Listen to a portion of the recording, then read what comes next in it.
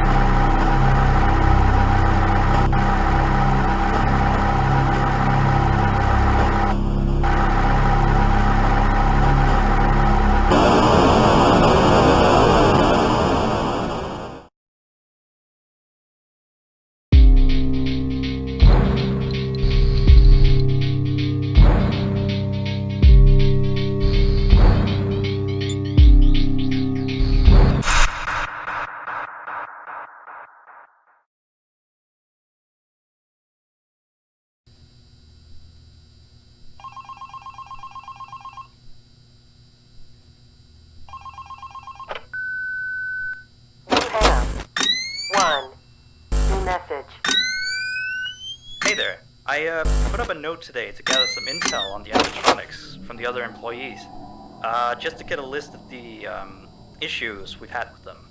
They've written down some stuff here for you, so let's see. Alright, so obviously the animatronics walk around at night, you know that by now. They try to get to places they shouldn't be. Yep. They act weird after dark. Yep.